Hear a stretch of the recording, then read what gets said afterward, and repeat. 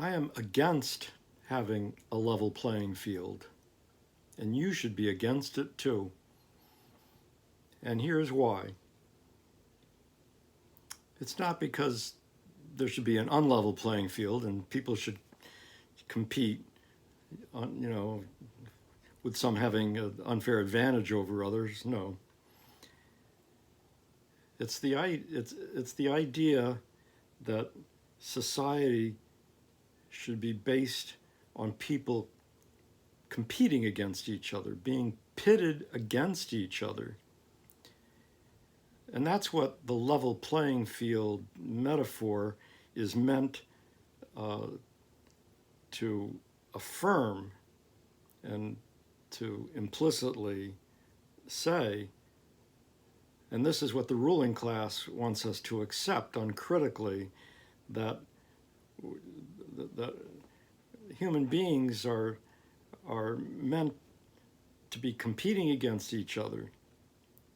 This is the opposite of the egalitarian principle that most people embrace in their day-to-day lives, in the way that they relate to the people that they actually relate to.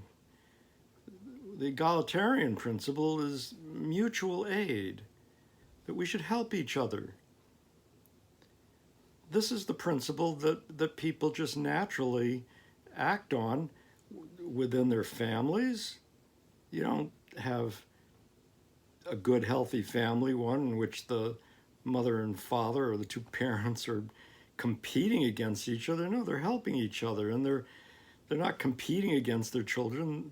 They're helping their children, and they're trying to teach their children to help each other. And in a nice neighborhood street, the people help each other. They share a snowplower or a garden tool and so forth. They come to each other's assistance, especially in times of great need or emergency. But even in normal routine times, it's considered natural. People don't give it a second thought because it's a natural thing for human beings to help each other. The reason that the golden rule is almost universally accepted as very wise and true, and the reason why virtually every significant religion expresses the golden rule in its own words, in its own way, but it's the same idea, is because any religion that did not express the golden rule and make that a primary moral, ethical foundation would not survive as a religion. People would view it as hostile to human existence even. It would be like a religion that said, "Thou shalt not eat." It would not survive. People implicitly understand that the golden rule is the basis for having trust among people. Do unto others as you would have them do unto you, or the various ways it's expressed, is the way you behave if you want to have a trusting relationship with other people. And in order to have cooperation, you have to have trust. And we're a social species, us human beings. We cannot survive without helping each other, without cooperating with each other. We're not a lone wolf type animal, even though the wolves are social species. We're not a lone animal that survives, all as an individual. No, we need each other. And people naturally understand that. It's built into our DNA. An appreciation for the golden rule, the need to help each other for mutual aid, is so deep that our species would have been extinct by now if we didn't have it.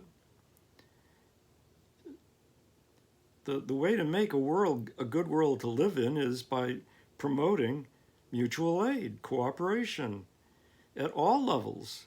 I was talking about the family before and about a street, a residential street, but it's true for a larger neighborhood.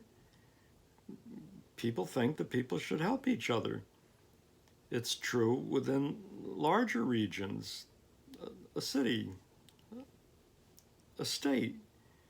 It's even true globally. Most people want to be in a relationship that's mutually supportive, mutual aid with people even on the other side of the planet.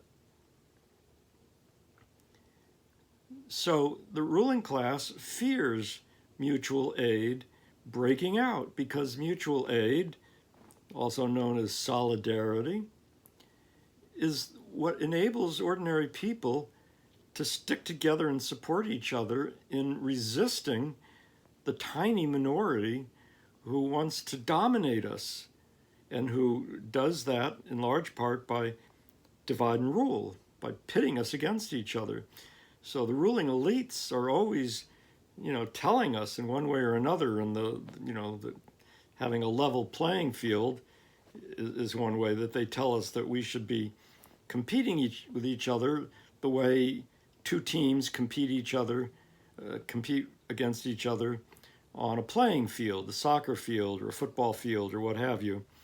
That all of society, they say, should be based on competition, and they know that people resist this. So what they say is to try to cover up the stench of their competitive propaganda. Is they say, well, it should be a level playing field, and we're all supposed to say, oh yeah, level, equal, fair. Of course, people naturally and properly like the idea of fairness. We don't want to have an unfair competition and so forth. So the ruling class tries to deflect our attention away from the wrongness of making society one where we're all pitted against each other in competition, and to get us to accept it by sort of using this deceptive phrase, level playing field, where the emphasis is on level and we're supposed to forget about what it's really saying. This competition is poisonous. The education system in this country, whenever they make a reform, the standardized testing and so forth, it's always done in the name of making American children competitive on the world market with children from other countries. And we're all supposed to nod our head in approval and say, oh yeah, well, how are we going to make our schools competitive? No, let's reject that nonsense. It's BS. Let's say, whenever someone says, that we need a level playing field, said, no, we need a world where people are not competing against each other, but cooperating in mutual aid. Now, don't get me wrong. There's dog-eat-dog competition, the kind where people in one industry are pitted against workers in the same industry, and the losers end up losing their jobs and their livelihood and become desperate. There's warfare, which is a form of competition in which millions of people are murdered. Okay, and then there's the competition. It really shouldn't even be the same word, but in our language it is. There's the competition of two people having an enjoyable game of checkers or chess or ping pong or tennis or, some athletic event. It's fundamentally different from the competition I'm talking about, from dog-eat-dog competition where the losers suffer greatly. In the healthy, good, friendly competition, when the game is over and the winner gets bragging rights or whatever, typically both players, the one who won and the one who lost, look forward to playing it again, because it was the game and the fun of playing it that was the main thing, not some draconian suffering of the person who happens to lose.